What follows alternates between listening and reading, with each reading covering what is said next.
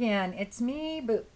And I'm back with a very special part one of a series of vids that I'm going to do on the House of Sebastiane.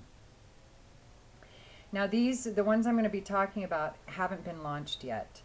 Um, I'm not, I'm not related to Robert Elder, who started the House of Sebastiane. His name is what got me to talking to him, because he has the exact identical name to a very close relative of mine. And I was like, what? I don't remember him being on Facebook. And so I started talking to him, and I don't think we're related, but it's just really ironic. And then I found out he was a perfumer. And so we started talking, and he started sending me samples, which I'm so honored and so incredibly grateful that he would do that. It's so funny how you got to look out for the quiet ones, because he is a very soft-spoken, seems to be a very gentle man. I picture him as being slightly introverted socially, whereas I'm such an extrovert. You can't shut me up. I have a feeling it's hard to get him to talk. That you really got to pull words out of him, and that's just my impression. He's just really quiet and real gentle. And he makes these fragrances that are incredible. Of the 9 samples he sent me, I've only tested 4 or 5 of them. Five, yeah, 5. And all of them I love. Now, I have a 10-point scale in my head that I've been doing recently on fragrances to really kind of break it down. My 10s are Memoir Woman by Amouage, Ombre Nagila by Hermes, Amber Absolute by Tom Ford, Dolcissimo, and Red Tulipano by Hilde Soloiani. Those are my 10s. I have several 9s, lots of 8s, and I don't usually buy anything that's a 7 or less. So Immortal Meadow hit right about 7.5, 8s for me. I really liked it, almost loved it. The gals at my work, though, woo, picky noses that they are, doo-dah. They loved it, especially the younger ones. They really loved it. I was lucky to make it out of work with my bottle intact. So every sample that he sent me so far has been an 8.5 or better. I am not kidding you. And this has nothing to do with me calling him my friend now either. I've been real upfront that, I tells him like I smells him. And if I don't like it, I don't want to hurt anybody's feelings, but I'm going to be really honest about it. I'm not afraid to get flack from people. Everybody's still ticked off that I had some issues with some longevity or projection issues with kerosene fragrances, and I was madder than a hornet buying a full bottle of Guerlain's Gourmand Coquin, and then, it's like spraying cherry juice or water on myself, scented cherry water on myself. It was ridiculous. So I got a lot of flack for that. And so I'm not afraid to speak my mind, and I will continue to do so, friend or no friend. It just so happens, honestly, that so far, the 5 that I've tested, I have, like I said, they're at least an 8 or better. More like an 8.5. So the first one I want to talk about is Secret Admirer. I can't give you the ingredients because it's a secret. That's all he told me. So I'm just going to tell you what I think. And I've been wearing this one around now for several days. And it has just a slight touch of Donna Karan Black Cashmere in there. That kind of vibe to it. It's very spicy. And what I picture, and I've really been trying to think of what I visualize when I smell this.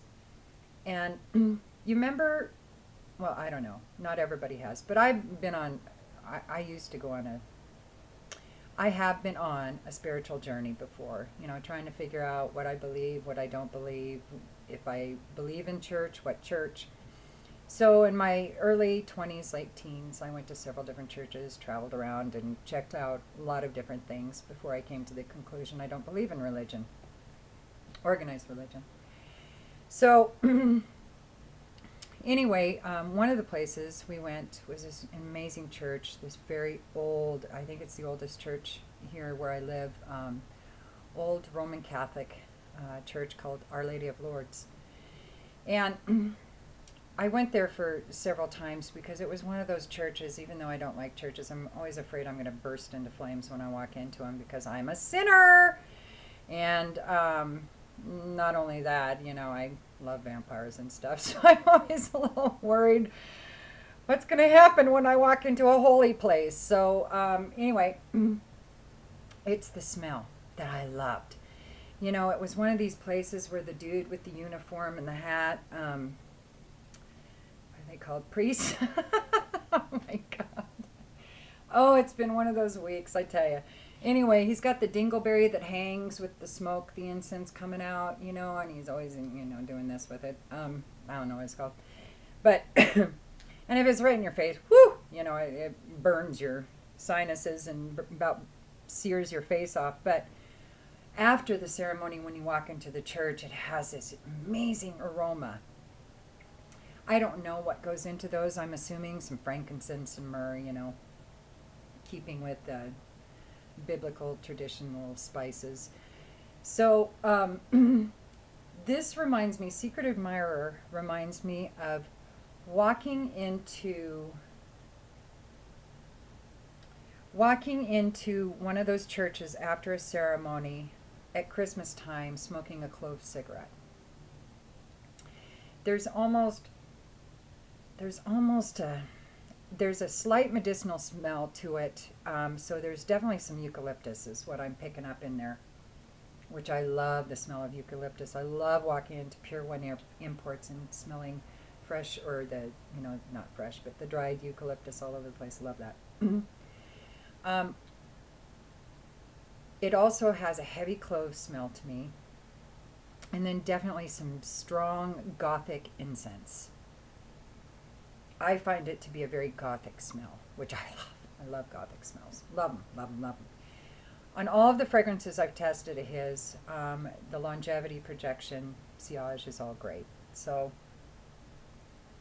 and this one is incredible. I would totally give this one easily Secret Admirer an 8.5. Sometimes a 9. It just depends on what time of day I'm wearing it and stuff, and I'm testing it right now, so it's more of an 8.5. But later on tonight, when I put it on again before I go out with my husband, because I'm going to try it out on him. Well, one of these I'm going to try out. It may go up. The score may go up if his opinion goes up. No, I'm not codependent. I just really have no opinion unless he has one. No, I'm kidding. Anyway, it always enhances my opinion. We've been together for 23 years, and he's my bestest bud, so if he loves something, of course I'm going to score it higher. So right now, Secret Admirer 8.5, totally recommend. Slightly Donna Karan black cashmere with kind of smoking a clove cigarette, walking into a Greek Orthodox church at Christmas. So moving on.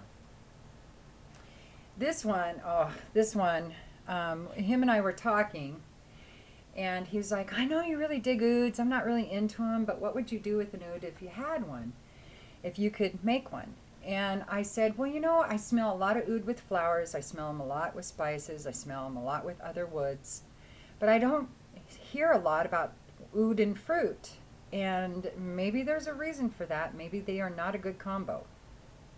I don't know. But there's a suggestion if you want to do your magic alchemy and try something. Next thing I know, he sends me this. He doesn't really have a name for it yet. He calls it Oud Chocolate Covered Cherry. And that is it.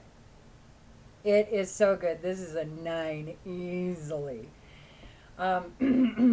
This to me, though, is more than just chocolate covered cherry. This is what it reminds me of. Last time I was in Hawaii, I got totally hooked on chocolate covered pineapple. It's a dried sweet pineapple that's dark chocolate covered. And this reminds me exactly, more so of the chocolate covered pineapple than the chocolate covered cherries. And you remember the cigar boxes, those thin wood boxes? and how they smell. This is like eating chocolate covered pineapple out of one of those cigar boxes. That's what it reminds me of exactly.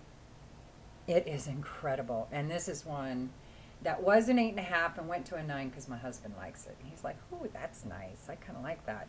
I smell a little fruit and a little something else in there." You know, he never knows for sure what he's smelling, but I was just proud that he got fruit. So, well done, Robbie. I really like the Oud. So, the last one, oh, and I was going to tell you what's in it because he did tell me what was in that. How's my time? Ooh, running low. So, the Oud top notes is frankincense, leather, Idaho tansy, and vetiver. The heart is wild cherry and chocolate, and the base is oud. So there you go. Now the last one I'm going to talk about, and honestly the oud, it doesn't smell like anything else I have. So I can't really compare it to anything. The last one I'm going to talk about is one called Espresso Royale. This is a 9.5, easy. This almost is a 10, but there's a couple other fragrances of his I have now grown to love more. This used to be my favorite, but now I'm really hooked on another one that he has. I'm going to do a review about called Number 18. Oh my gosh, in my head I've just been calling it Black Magic. I don't know why. Oh, because it has blackberries in it. So Number 18, and then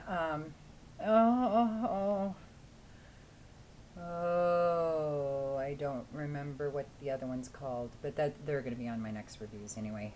And so I like them a little better. They are 10s. I am just going to bug him and bug him and bug him until he launches these. So anyway, this is totally a 9.5, and this is a Espresso Royale. And, well, I would go 9 to 9.5. No, 9.5. Where do I have it? Oh, yeah. This one is my Mickers, Dan Mickers. He talked about this one recently.